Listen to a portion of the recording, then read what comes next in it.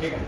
तर बघा, सर्वात अगोदर आपण काय करणार, ज्या प्रकारे मी तुम्हाला पद्धत शिकवली आहे त्या प्रकारे आपण सर्वात अगोदर 9432 ला आणि या 1.25 ला आपण काय करणार ने आपल्याला म्हणजे 9432 ला आपण भाग देणार. कशाने? 125 ने. आता इथे जे दशांश चिन्ह आहे त्याला थोड्या वेळासाठी तुम्ही विसरून जा. ठीक आहे. तर आपण काय करणार, 9 4 3 2 याला आपण कशाने भाग देणार, याला आपण 125 ने भाग देणार. आता 125 चा फाडा आपल्याला येतो का?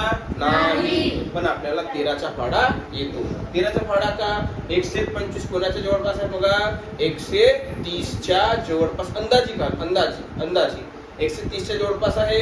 आणि मग इकडून जर आपण 3 अंक घेतले तर इकडून सुद्धा आपण किती अंक घ्यायचे? 3. आणि मग 13 चा फाडा बघा, 13 7 91 होते, 13 7 91 आणि 13 8 104. म्हणजे आपण जर इथं समजा 7 वेळा केला किंवा इथं बघा, इथं जी संख्या दिलेली आहे त्याच संख्येकडे भागाकार द्यायचा. 7 5 35 उरले किती? 3. 7 दुने 14, 14 आणि 3 किती? 17. उरले किती? 1. 7 1 7, 7 अधिक 1 किती?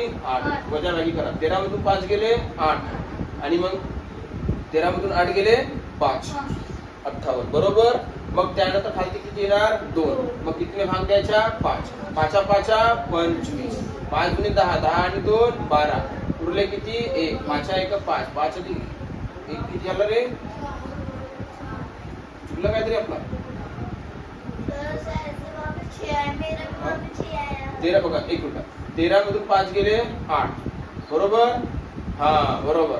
मग आता इथं परत नाही करायचं. इथं किती होईल? 13. आणि 13 मधून 7 गेले किती राहणार बघा? 6. हा अच्छा. आणि किती आहे? हा आता 5 5 5 25. उरले किती? 2. 5 गुणे 10, 10 आणि 2 12. उरले किती? 1. 5 1 5 आणि 1 6. अच्छा बरोबर. 12 मधून 5 गेले 7. 7 मधून 2 गेले 5 आणि 6 मधून 6 गेला 0. मग खाली किती? आपण इथे काय घेणार? दशांश चिन्ह. बरोबर. तर त्यामुळे इथं काही लेख 0. आणि मग याचा फाडा किती वेळा बनायचा? 5 वेळा. तर 125 गुणिले 5 किती होते? हा 125 गुणिले 4 किती होते? 500. उरले किती? 70.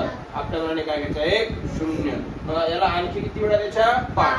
तर 5 चा गुणाकार 125 वेळा केला तर किती मिळते आपल्याला? 625. किती उरणार इथं? 75. किती उरणार इथं? 75. आणखी आपल्या मनाने काय घेणार आहे आपण? 0. आणि मग 6. 6 पंचे 30. 6 दुने 12. 12 अधिक 3 किती? 15. 15 चे 5. उरले किती? 1. 6 1 6 आणि 1 किती? 7. पूर्ण भाग गेला. तर ज्या वेळेस आपण याला म्हणजे दशांश चिन्ह सोडून आपण भाग केला तर आपलं उत्तर किती आला? 75.456. 75.456. आणि बघा आता इथं किती शून्य? इथे किती? 2. शून्यातून 2 गेले -2. तर -2 आल्यावर तुम्हाला माहित आहे पॉइंट कुठं जातो? त्या बाजूला. तर पॉइंट जो इथं आहे तो इथं येईल. तर बघा उत्तर इथं आलाय. बरोबर. आता इथं सुद्धा आपण बघा, जेव्हा याला आपण दशांश चिन्ह सोडून आपण भाग देणार तर आपल्या उत्तरामध्ये काय राहील? 75.456. पण आता इथं किती दशांश? 3. इथं किती? 1. आणि 3 मधून 1 गेले 2. तर दशांश मायनस जर उत्तर आला तर तिकडे त्याच बाजूला. बरोबर. आणि जर प्लस उत्तर आला तर इकडे म्हणजे उजवीकडे. तर आता हे इथं आहे हे कुठे बघा? 2 च्या समोर येईल. बरोबर. तर उत्तर काय येईल? फायनल उत्तर आपलं इथं पॉईंट हटेल आणि 1 2 आपला उत्तर किती येईल? 0.7546.